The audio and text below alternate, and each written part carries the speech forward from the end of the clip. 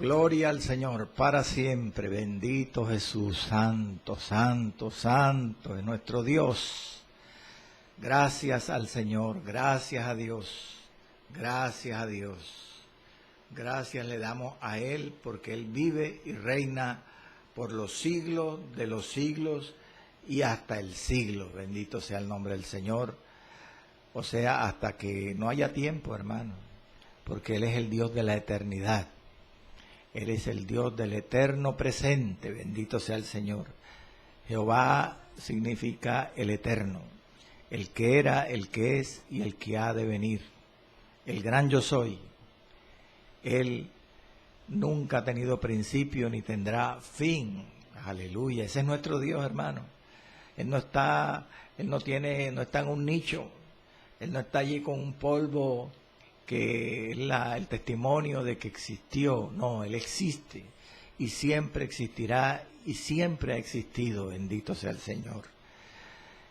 Él se abajó, como dice algunos expositores, se condescendió a crear el tiempo. Imagínese usted, Él condescendió a crear el tiempo para en este tiempo crear al hombre.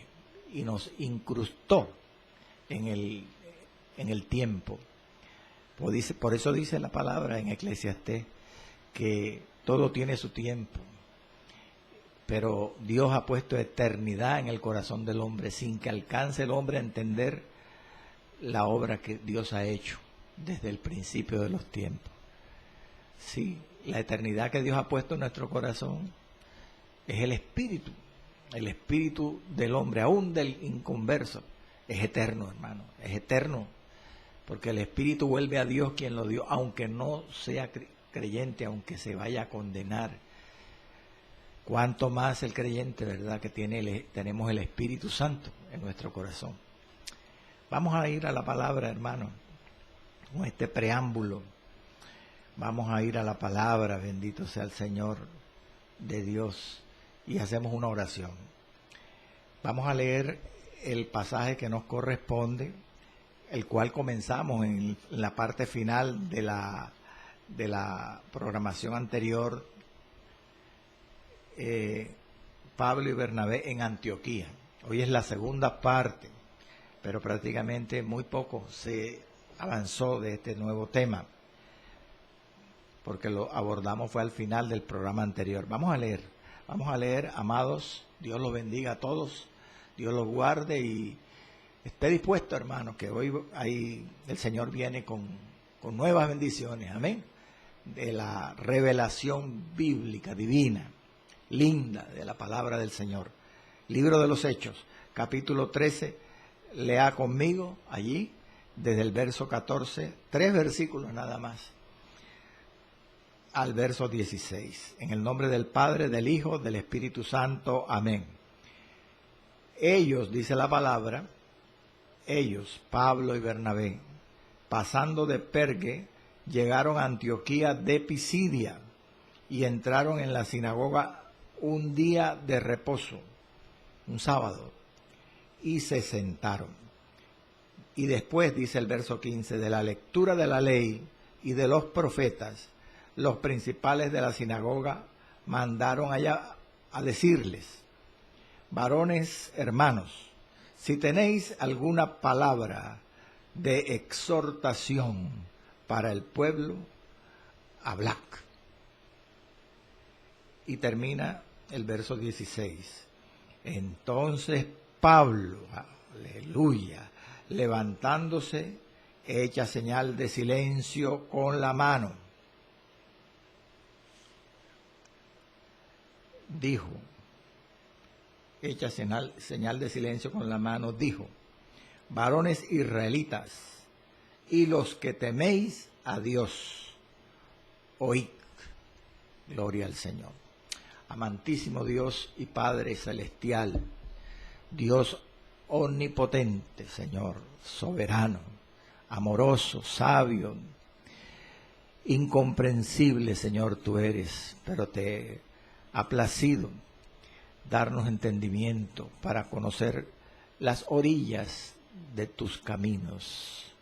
las orillas de tu persona, de tu ser, aleluya, a través de esta revelación escrita, aleluya, la palabra, la Biblia.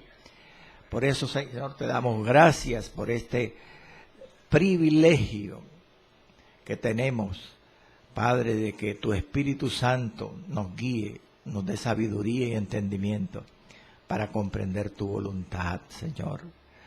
Revístenos de temor, temor de Dios, para siempre guardarnos del pecado y siempre disponernos para obedecer esta palabra, que no solamente sea un conocimiento más, sino que sea la vida que es impartida por tu Espíritu en nuestro corazón, para ser fieles, Señor, leales a tus mandamientos.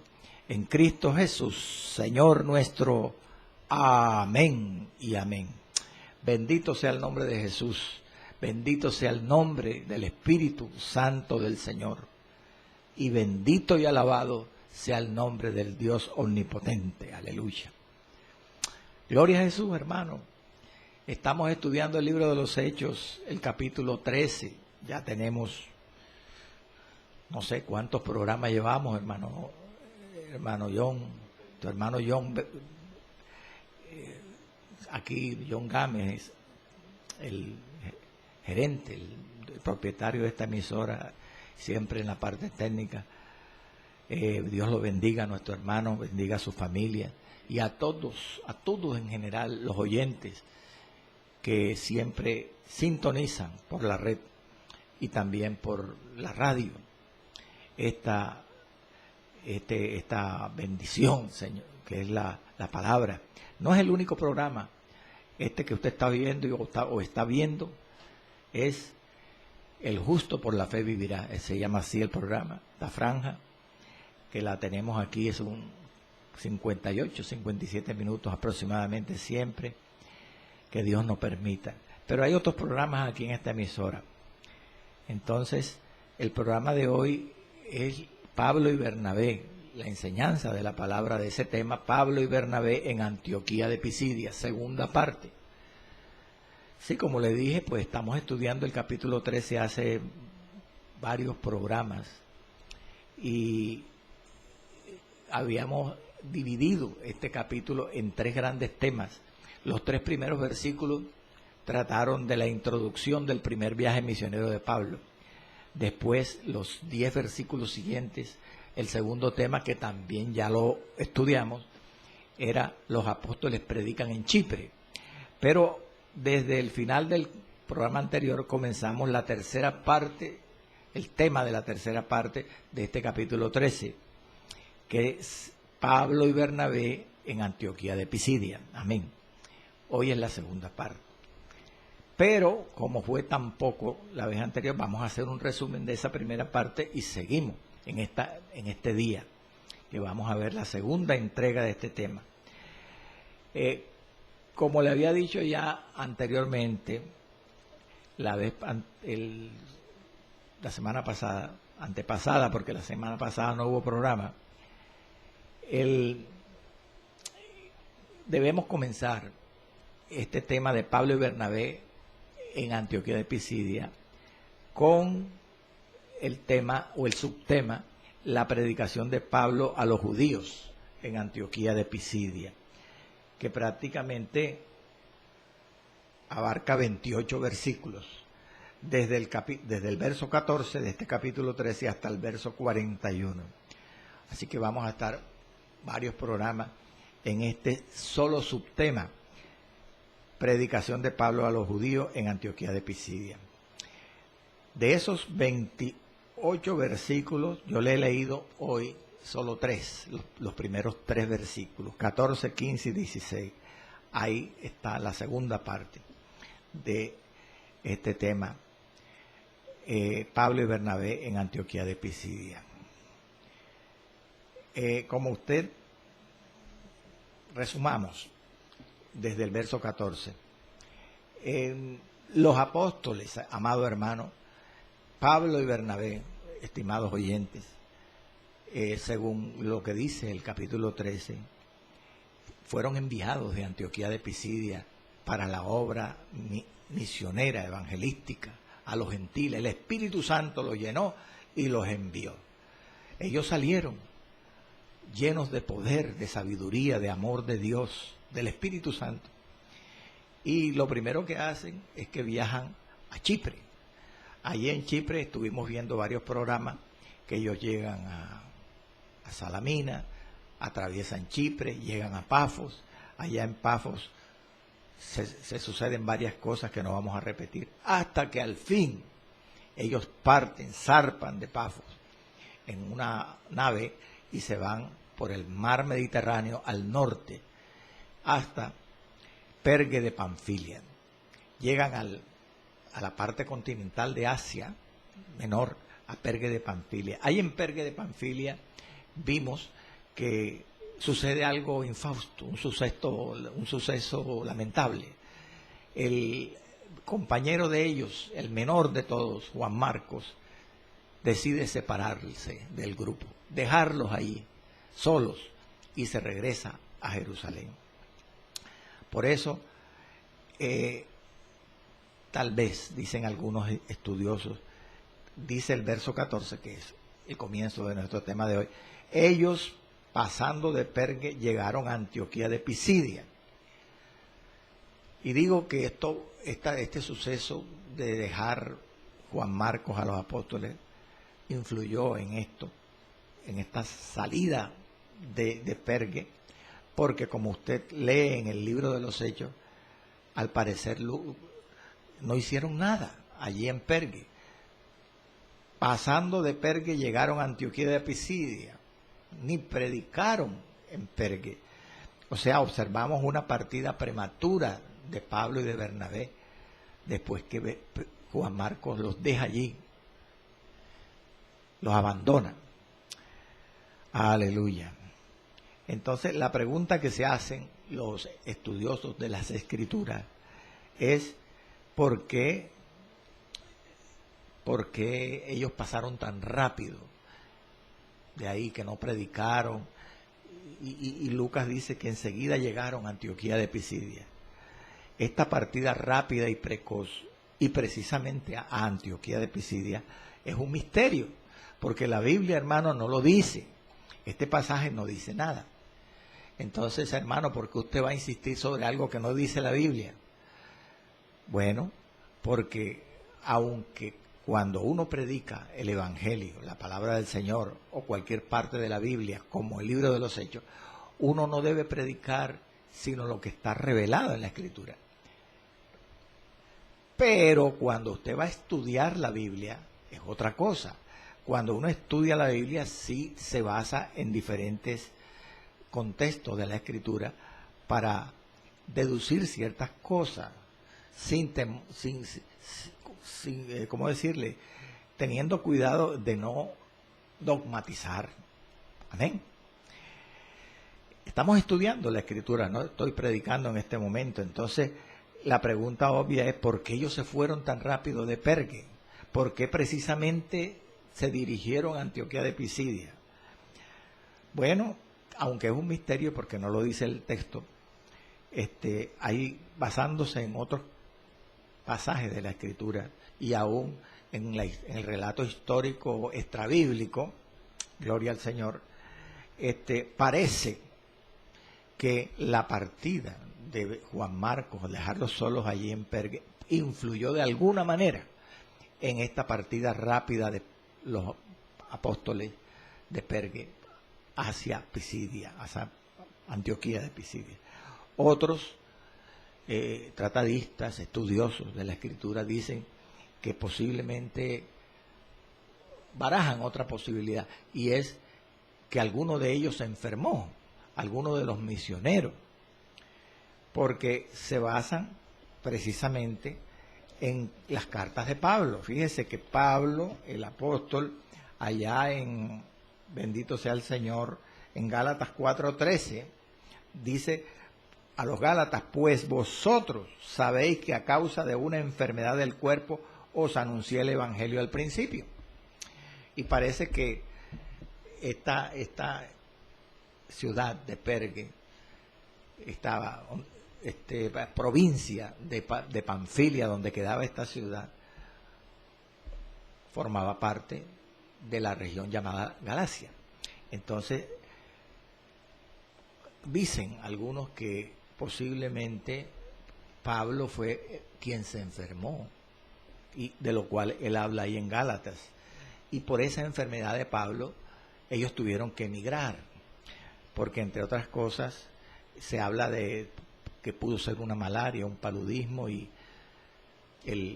las regiones húmedas y calientes perjudican a la persona que tiene esa enfermedad. Entonces tuvieron que ir a Antioquía de Pisidia, que era una región montañosa, donde no había tanta humedad y donde el clima era más frío, no tan caliente.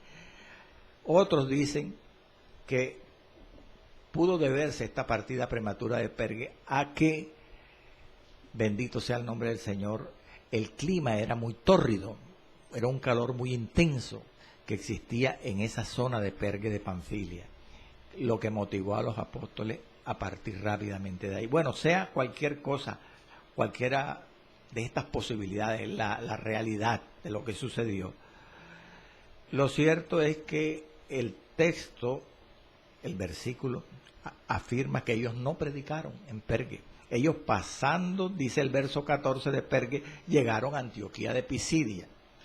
Y, como decía antes, cuando ellos regresan o están al final de ese primer viaje misionero, en el capítulo 14, verso 25, que pasan por Pergue, ahí sí dice el autor del libro que predicaron. Lea usted Hechos 14, 25. Y habiendo predicado la palabra en Pergue, descendieron a Atalia. Entonces, es el testimonio de la Escritura. Pero ¿para dónde se fueron después que partieron de Pergue? Acabo de decir que llegaron a Antioquía de Pisidia. Ahora bien, mire la forma como Lucas, el autor del libro, habla. Pasando de Pergue llegaron a Antioquía de Pisidia. Cuando usted lee eso, yo le pregunto, ¿qué idea se da o imagina del viaje de Pergue a Antioquía de Pisidia? Si el que está narrando la historia dice, pasando ellos de Pergue llegaron a Antioquía de Pisidia.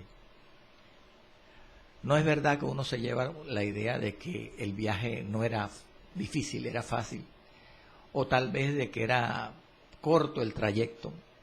Sí, porque nos da detalles, ¿verdad?, de lo que sucedió en el transcurso del viaje, y parece que llegaron rápido. Y además, si hubiera algunos sucesos lamentables, o lo hubiera hablado el historiador.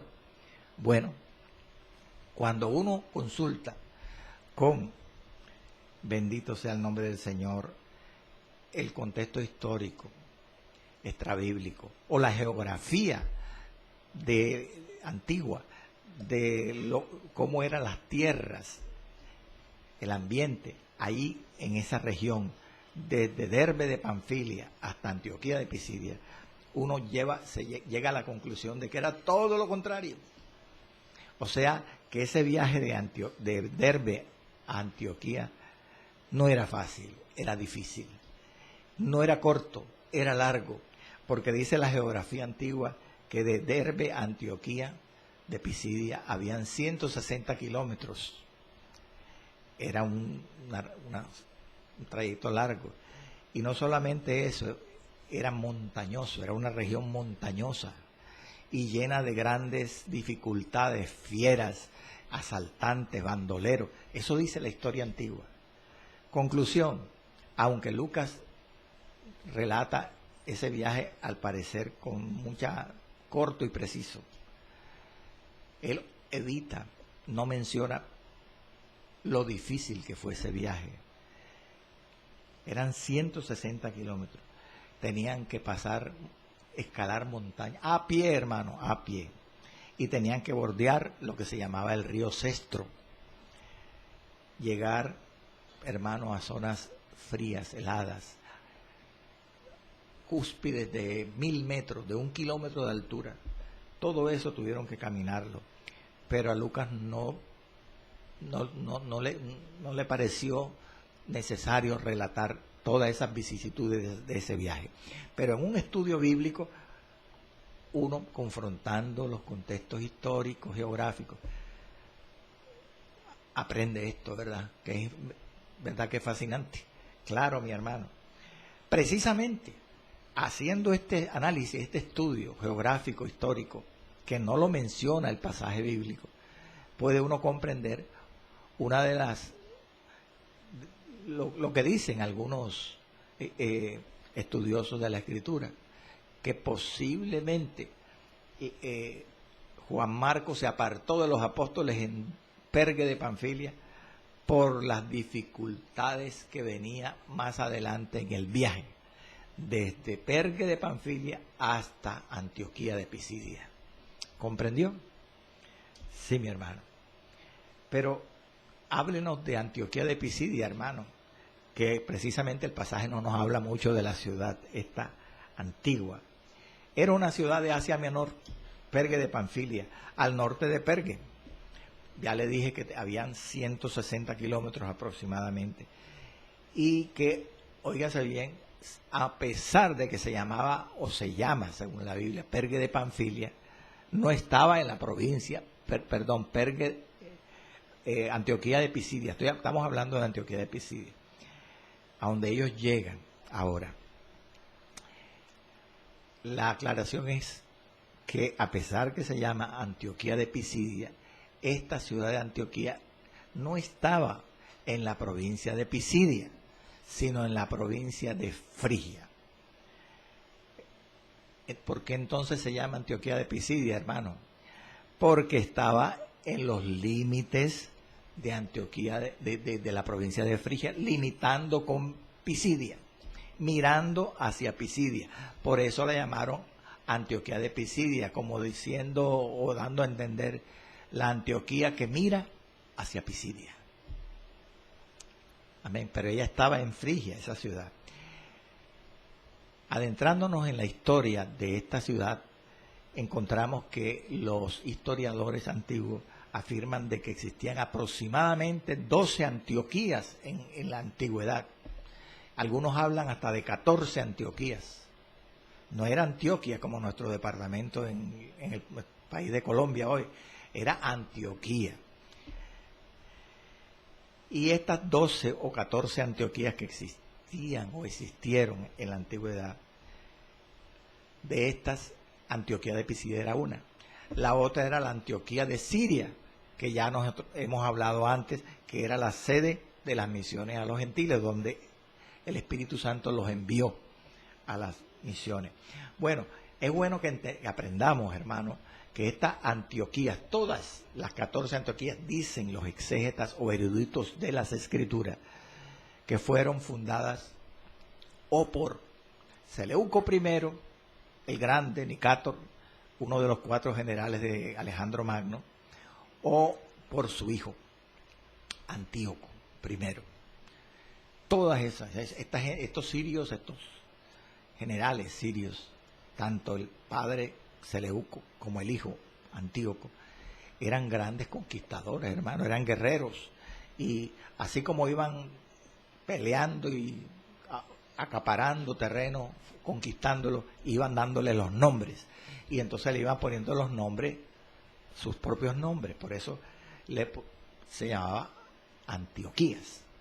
Porque, bendito sea el Señor, el hijo de Seleuco se llamaba Antíoco. Entonces, si el papá fundaba la ciudad, la conquistaba, le ponía el nombre del hijo, Antioquía. Y si la fundaba Antíoco, con más razón. Gloria al Señor. Pero mire, hermano, uno aprende y debemos estudiar esto, hermano, para poder valorar, comprender muchas cosas que dice la Escritura. Por ejemplo, Antioquía de Pisidia estaba en la parte izquierda, en un mapa. Usted coge un mapa de Asia Menor y usted se dirige a la parte izquierda del mapa, o sea, a la parte occidental. Y de la parte izquierda del mapa de Asia Menor hacia el centro del mapa. En esa parte centro-occidental de Asia Menor se encontraba Antioquía de Pisidia, que corresponde a la moderna Turquía. O sea, estaba más o menos en el sector que hoy en día está el país de Turquía, en Asia, en el continente asiático. Y precisamente Antioquía de Pisidia estaba en un territorio que los romanos llamaban el sur de Galacia, precisamente donde fue dirigida la epístola a los Gálatas por Pablo. Dicho territorio, el sur de Galacia, estaba conformado por tres grandes provincias, que eran Panfilia, Pisidia y Licaonia. Aleluya, gloria al Señor. Ahí, en esa región vasta, en el centro occidental de Asia, estaba ubicada Antioquía de Pisidia, que por cierto era una colonia romana. ¿Qué quiere decir que era una colonia romana? Que era una ciudad privilegiada. Era una ciudad tan privilegiada que se consideraba una pequeña Roma, una Roma en miniatura. Ciudad que las colonias romanas tenían privilegios legales. ¿Cómo decirle? O sea, ventajas. Como por ejemplo, los que nacían en una colonia romana tenían derecho a la ciudadanía romana, aunque no fueran naturales de Roma. Sé que era un privilegio, hermano. La Biblia menciona varias colonias romanas. Después estaremos estudiando esto. Entre otras, además de Antioquía de Pisidia, que no lo dice textualmente, pero era una colonia romana. Estaba también Filipos, en Grecia, en Macedonia. Era una colonia romana. Eso sí lo dice la Escritura en el capítulo, bendito sea el nombre del Señor, 16 de Hechos. Y habían otras colonias romanas que estaremos estudiando en estos programas más adelante. Bueno, como le decía, mire todo lo que aprendemos, hermano, de esta ciudad. Y llegamos para poder comprender que esta era una ciudad importante a la que llegó Pablo. Era una metrópoli, era una ciudad del sur de Galacia y era una ciudad milenaria, porque en realidad en su comienzo esta ciudad, dice la historia, fue residencia de griegos, frigios, romanos y judíos. Y precisamente los primeros colonizadores de Antioquía de Pisidia fueron judíos, que los trajeron de diferentes partes del mundo los ejércitos seleucidas, ejércitos sirios, y los trajeron aproximadamente en el año 3 antes de Cristo. Ahí comienza prácticamente la fundación de esta ciudad de Antioquía de Pisidia, en el 3 siglo antes de Cristo. ¿Y por qué los trajeron ahí los seleucidas a toda esta gente? Por razones comerciales y políticas, que no vamos a estudiar ahora. Entonces, ¿por qué digo esto? Para que comprendamos que desde ese tiempo, año 3 antes de Cristo, cuando los seleucidas trajeron todas estas gentes de diferentes nacionalidades, repito, griegos, frigios, romanos y judíos, desde ese tiempo, los primeros judíos allí fundaron una sinagoga.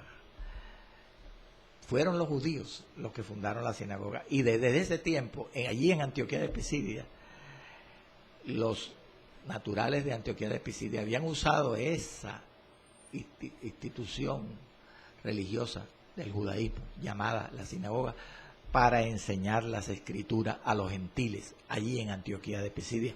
Por eso es que en este versículo 14, gloria al Señor, encontramos que dice que después que ellos, los apóstoles, Pablo y Bernabé, dejaron Derbe, rápidamente llegaron a Antioquía de Pisidia, entraron en la sinagoga un día de reposo y se sentaron. Verso 14. ahora sí usted está instalado y comprende mejor. ¿Por qué encontraron una sinagoga allí? En Antioquía de Pisidia, en el Asia.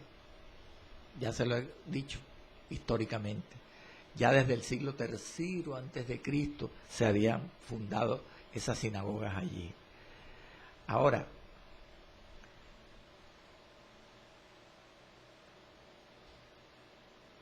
aleluya. ¿Por qué llegan ahí? Porque no fueron a los gentiles, hermano. Si Pablo y Bernabé los mandó el Espíritu Santo desde Antioquía de Siria, caramba, a predicar el Evangelio a los gentiles. ¿Por qué ahora llegan a Antioquía de Pisidia y se dirigen enseguida a la sinagoga, a los judíos, a sus paisanos? Y lo más tremendo, un día de reposo. Oiga eso, un día de reposo, es decir, un sábado, que los judíos guardaban el sábado en forma religiosa. Si Pablo y Bernabé, primero, fueron enviados a los gentiles, repito, no a los judíos, y segundo, no tenían que guardar las festividades de la ley, como el día de reposo. ¿Por qué tenían que guardar el día de reposo y meterse en la sinagoga y guardar el día de reposo con ellos, con los que estaban asistiendo allí? Bueno, lo que hay que recordar es que Cristo mandó a todos los creyentes, a los primeros creyentes, a los judíos, id y predicate el Evangelio a toda criatura. El que creyere y fuere bautizado será salvo. Pero a los judíos les dijo, por camino de gentiles no vayáis, y en ciudad de samaritanos no entréis, sino antes id a las ovejas perdidas de la casa de Israel. Jesús mismo les dijo a los creyentes judíos que fueran primero a sus paisanos, donde quiera que fueran. Y Pablo y Bernabé eran judíos, mi hermano. Habían nacido en países extranjeros, en provincias extranjeras. Bernabé era de Chipre, era un judío levita chipriota. Y Pablo era un judío de la tribu de Benjamín, pero era de Cilicia, porque Pablo nació en Tarso de Cilicia, en Asia. Es decir, que tanto Bernabé como Pablo eran judíos de la dispersión, eran judíos helenistas, no eran judíos naturales. Sin embargo, eran judíos, y como judíos debían guardar el mandamiento de Jesús, que debían ir primero a los judíos, aunque ellos fueran originalmente apóstoles a los gentiles. Eran judíos y debían ir primero a los judíos. Y así lo hicieron. Y un ejemplo es el verso 14 del capítulo 13 de Hechos. Ellos entran a la sinagoga en un día de reposo y se sientan. Usted me dirá, bueno, hermano, yo comprendo ya, usted ya varias veces lo había dicho, ahora lo repitió, que ellos no van sino porque Jesús le mandó a ir primero a los judíos. De ahí seguramente se iban a predicar a los gentiles. Pero explíqueme una cosa, ¿por qué en un día de reposo llegan a la sinagoga? ¿Por qué no fueron otro día? Primero porque los judíos se reunían especialmente en la sinagoga en los días de reposo. Pero podía haber judíos en otros días. ¿Han podido buscar otro día? No. Hermanos, es bueno saber, amigos, oyentes, que sobre esto hay que aclarar, bendito sea el nombre del Señor, que esto no quiere dar a entender el hecho que ellos hayan llegado a esa sinagoga un día de reposo, que siempre guardaban la ley y el día de reposo. No, porque yo le digo, yo lo invito a que lea conmigo Hechos 27. Hechos 27. Cuando Pablo va en otro viaje posterior misionero, ya con otro apóstol, que en este caso fue Silas, y va a Troas, una ciudad de Asia, en el tercer viaje misionero, y dice el versículo 7 del capítulo 20, el primer día de la semana. ¿Cuál era el primer día de la semana? El domingo, no el sábado, el domingo. reunidos los discípulos para partir el pan, Pablo les enseñaba. ¿Qué te da a entender eso? Que en un día domingo Pablo estaba predicando a los discípulos en Troas. Aquí estaba en una casa, no en una sinagoga, y no era Antioquía de Pisidia, era Troas. Se sabe por el pasaje que eran gentiles a los que él estaba predicando, principalmente. Entonces, además dice, se disponían a partir el pan, estaban reunidos para partir el pan, es decir, que iban a celebrar no el día sábado, iban a celebrar la Santa Cena, la Cena del Señor.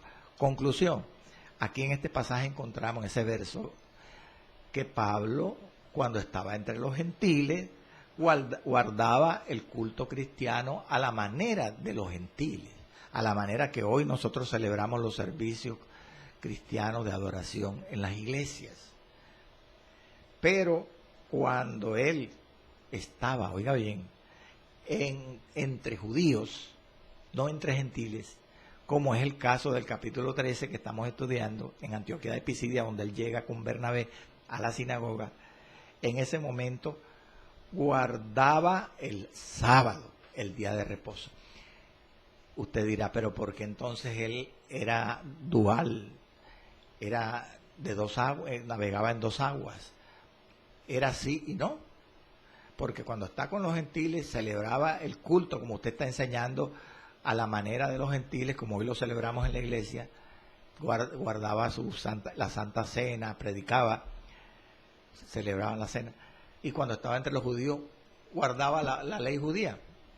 No, hermano. Lo que enseña la Escritura es que Pablo era de una sola pieza. Entonces, ¿por qué celebraba los cultos en diferentes maneras cuando estaba con los gentiles o cuando estaba con los judíos? Bueno, para entender eso tenemos que irnos a Primera de Corintios, capítulo 9, verso 19 al 22. Yo se lo voy a leer. Primera de Corintios, capítulo 9, versículo 19 al 22. La respuesta es que Pablo no era de dos, ¿cómo decirle?, de dos pareceres. Tenía la voluntad dividida. No. Pablo era de una sola pieza, le repito, sino que al hacer esto que le he dicho, él mostraba era amor, hermano, amor y madurez cristiana. Leamos el pasaje para que vea que eso es la explicación. Por lo cual, dice el mismo Pablo a los Corintios, siendo libre de todos, o sea, está refiriéndose de que él era libre en su voluntad cuando llegaba a los judíos a una sinagoga a predicar o cuando llegaba a una casa a celebrar un servicio entre gentiles. Él era libre para guardar algunos aspectos de la ley o no, como el día de reposo. Y sigamos leyendo. Por lo cual, siendo libre de todo, me he hecho siervo de todos para ganar a mayor número. Y él explica, me he hecho a los judíos como judío para ganar a los judíos, como en este caso de Hechos 13, 14, que sin tener que guardar la ley el día de reposo, él entraba en la sinagoga y guardaba el día de reposo. Y él explica por qué lo hacía. Me he hecho a los judíos como judíos para ganar a los judíos, como en este caso, que guardaba la ley sin tener que hacerlo, porque él era cristiano evangélico. A los que están sujetos a la ley, aunque yo no esté sujeto a la ley, como sujeto a la ley, para ganar a los que están sujetos a la ley. Vuelve y repite lo mismo, como en este caso que guardaba el día de reposo. Y explica algo más. A los que están sin ley, ¿a quiénes? A los gentiles, que no conocían a Dios, sino bajo, y a los que están sin ley, también me he sujetado a ellos, sino y a los que están sin ley, dice, de Dios, como si yo estuviera sin ley. Es decir, que a veces él, cuando estaba entre gente inconversa, se ponía al nivel de ellos, como si él no tuviera ninguna ley, ¿verdad? Y él explica, como si yo no estuviera sin ley de Dios, estando yo bajo la ley de Cristo. ¿Para qué hacía eso? Para ganar a los que están sin ley. Y concluye, me he hecho débil a los débiles, para ganar a los débiles. ¿Quiénes eran los débiles en este caso? Los judíos que asistían a la sinagoga. ¿Por qué eran débiles? Porque guardaban la ley sin tener que hacerlo. Ellos tenían que dejar la ley y volverse a Cristo, porque Cristo es el cumplimiento de la ley. Entonces él se hacía débil como los judíos que guardaban la ley en la sinagoga, porque él guardaba, entraba con ellos a predicarle y guardaba el día de reposo. Pero ¿para qué lo hacía? Para ganar a los débiles, o sea, para que se convirtieran al evangelio y dejaran la ley. Finalmente dice, a todos me he hecho de todo para ganar, para que de todos modos salve a algunos. Conclusión, hermano, Pablo demostraba esto no como una doblez de carácter, como si tuviera la voluntad dividida, esta actitud con los gentiles y con los judíos, en cuanto a la ley judía, sino como una muestra de amor.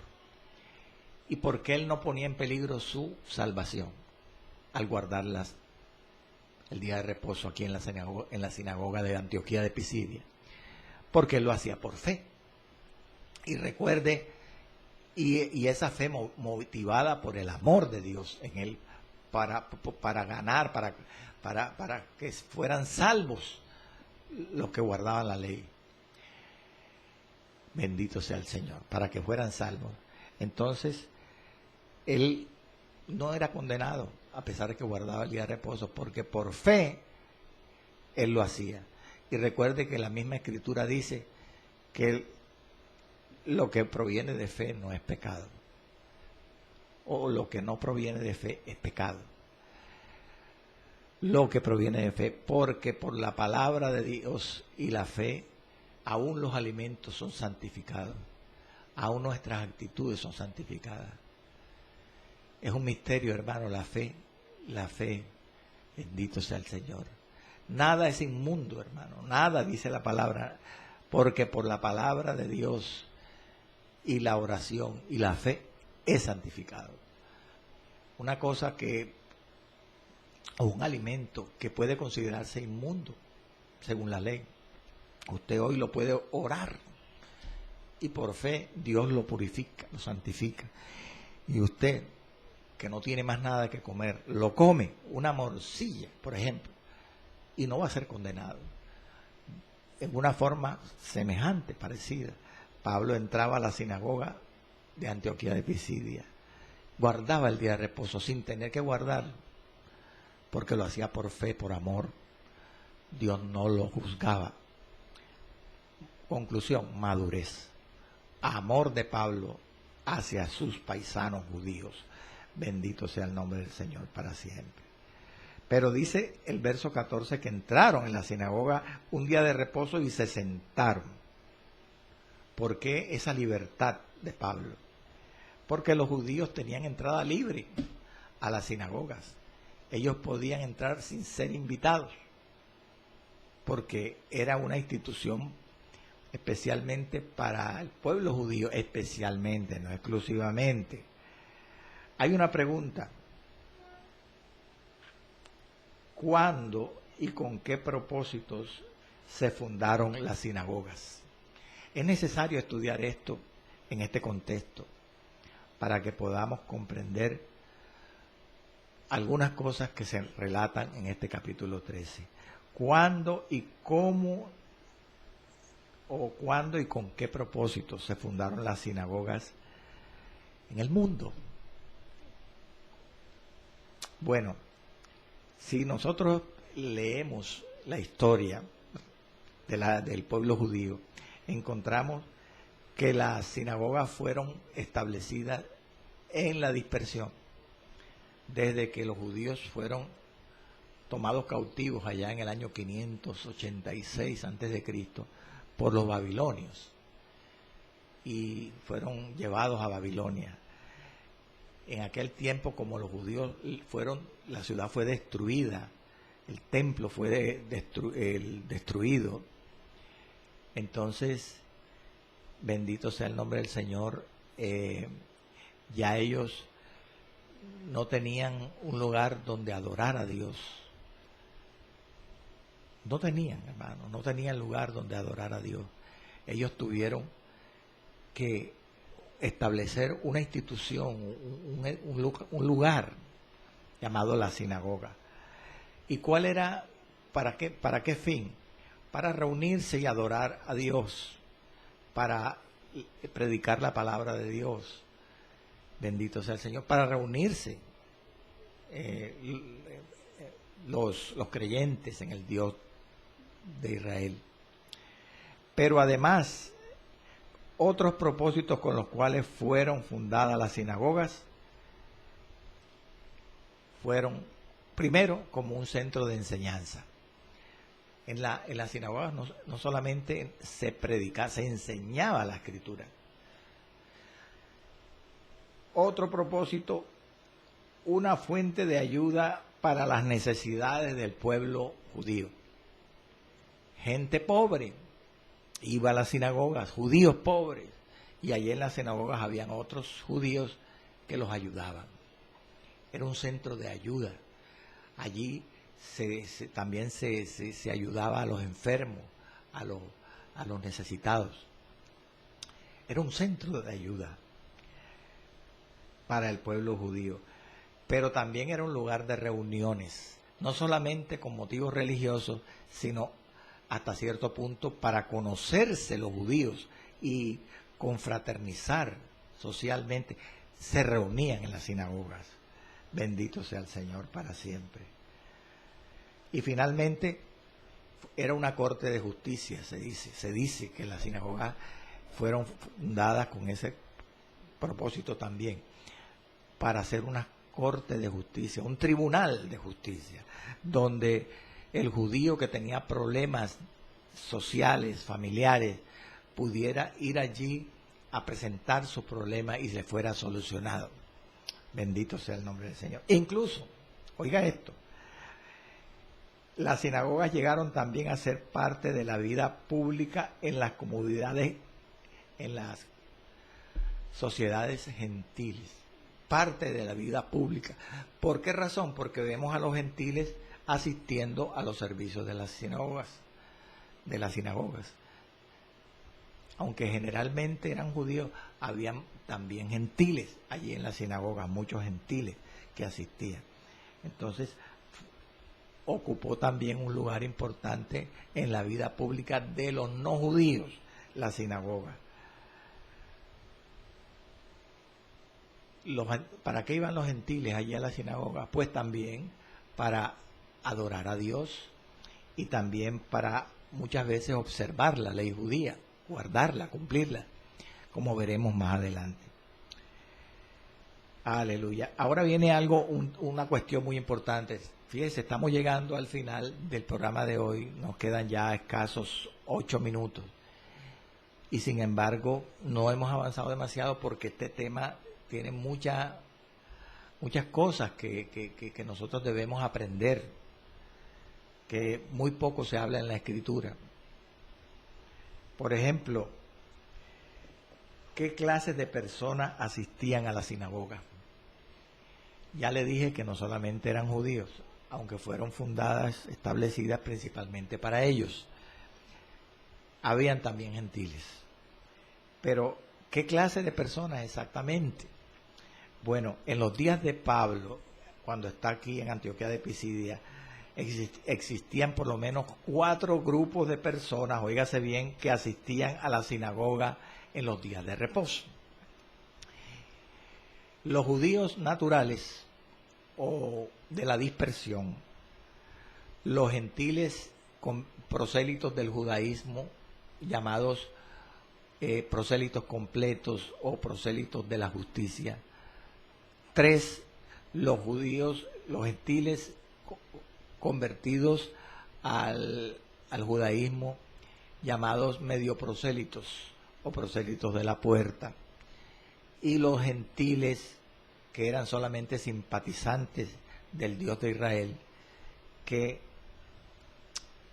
eran denominados o son denominados en la Escritura con el apelativo temerosos de Dios, los temerosos de Dios. Aclaremos sobre todo los prosélitos. Los prosélitos de la justicia, óigase bien, o prosélitos completos, que eran gentiles convertidos al judaísmo, a la religión judía, eran, bendito sea el Señor, circuncidados. Eran gentiles que se habían circuncidado, que se bautizaban con el bautismo de los prosélitos, o el bautismo judío, y que eran obligados a guardar toda la ley judía. Esos se llamaban prosélitos completos o prosélitos de la justicia. El gentil, que era un prosélito completo de la justicia, era un privilegiado, porque tenía derecho, podía hacer suyos todos los derechos de un judío natural o de un judío de la dispersión. Fíjese usted. Pero, ¿qué diferencia había con un gentil que no era prosélito completo o de la justicia, sino era un medio prosélito o prosélito de la puerta? Pues que no era circuncidado, que no era bautizado en el bautismo del judío y que no guardaba toda la ley judía, sino nada más cumplía los denominados preceptos de Noé, que ahora no podemos estudiar. Y finalmente, como le dije, los que se llama en la Biblia los temerosos de Dios, eran gentiles que tampoco eran bautizados ni circuncidados, y ni siquiera guardaban ni los preceptos de Noé, porque no se comprometían con ninguna parte de la ley judía, pero amaban al Dios de Israel, y tenían entrada a la sinagoga, pero no tenían los privilegios de los judíos. Gloria al Señor. Entonces mire usted cómo aprende uno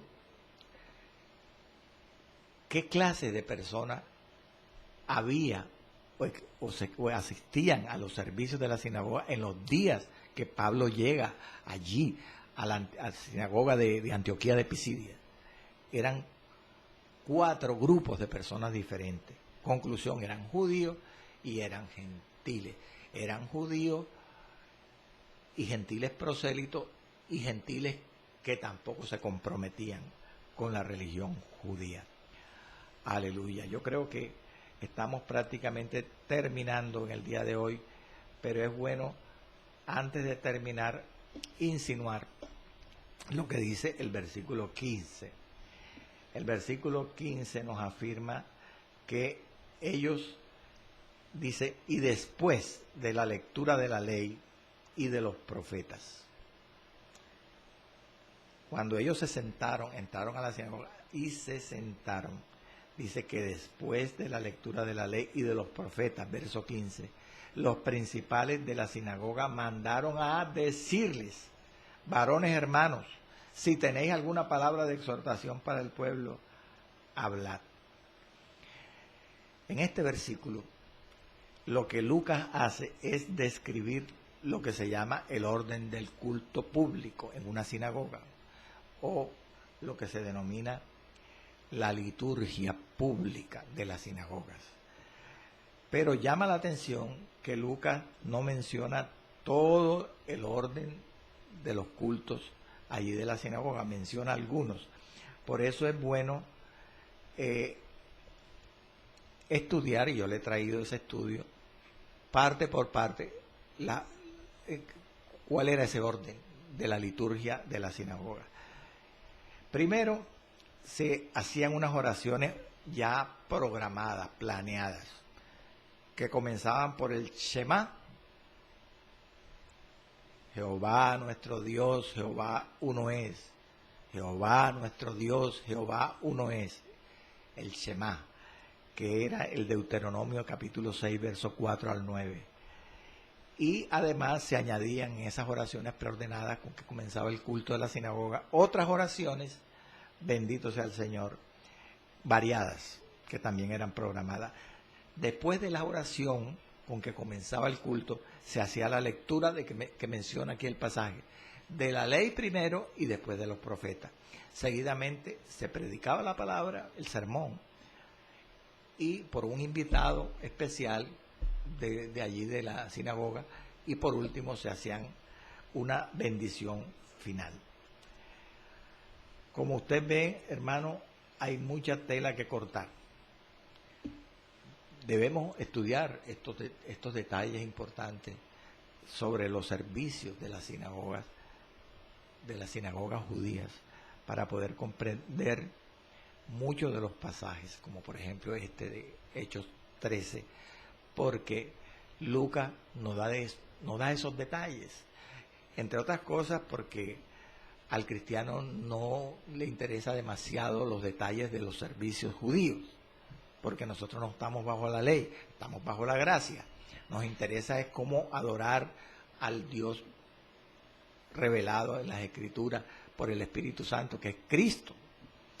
Pero nosotros que estudiamos la palabra debemos sí estudiar estos detalles.